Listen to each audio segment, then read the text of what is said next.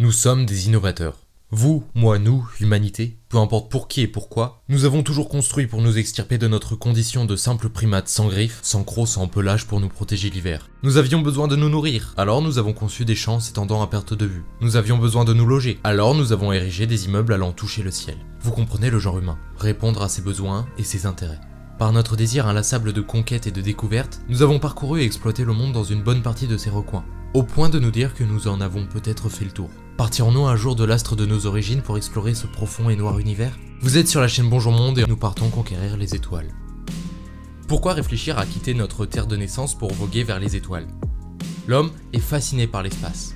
Il lui voue depuis toujours une certaine admiration contemplative. Il n'y a qu'à voir les noms des dieux romains qui furent associés aux planètes de notre système solaire pour s'en faire une idée. Ce sont tant de secrets, tant de mystères à découvrir. Il est dans l'état naturel des choses qu'un milieu comme celui-ci nous intrigue et que nous voulions en apprendre davantage. C'est cette adoration pour la découverte, pour la création qui nous a permis de survivre jusqu'ici et arriver à notre niveau de développement. Tenter d'aller vers le ciel est donc la suite logique pour beaucoup d'entre nous. Aujourd'hui, la conquête spatiale nous a déjà apporté énormément de choses qui font maintenant partie intégrante de nos quotidiens, comme la couverture météo, GPS, de réseau ou même de survie.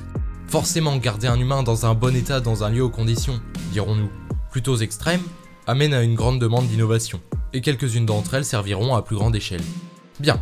Connaissez-vous l'échelle de Kardashev? Elle a pour but de classer le niveau de développement d'une civilisation. Nous arrivons bientôt à son premier échelon.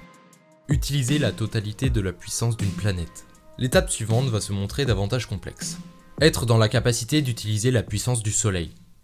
Avant de penser à voguer vers les étoiles, il nous faudrait déjà avoir la main mise sur une bonne partie des ressources de notre système solaire. De nombreux minerais sur des astéroïdes ou les autres planètes ne demandent qu'à être extraits. Si leur exploitation nous revient aujourd'hui bien trop cher, ce ne sera sûrement pas toujours le cas.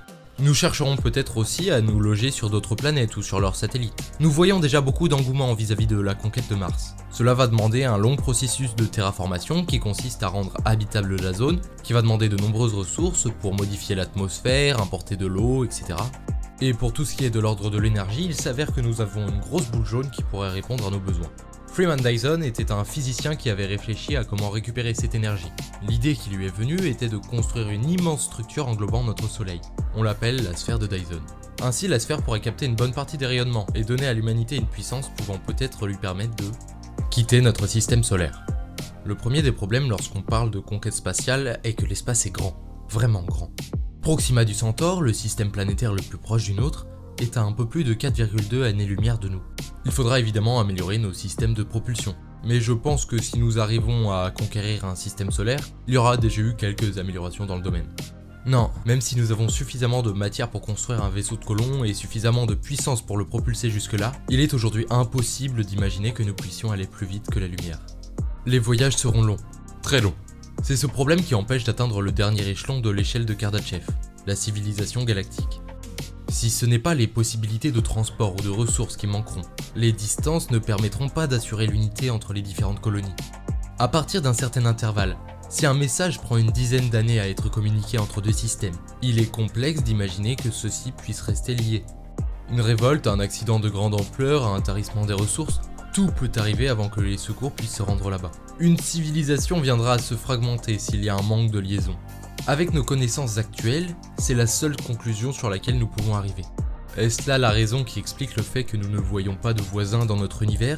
C'est probable. Cependant, nous pourrions aussi être les premiers. L'équipe espère que vous avez passé un bon moment parmi nous. N'hésitez pas à nous partager vos rêves ou vos désillusions, nous en reparlerons sûrement.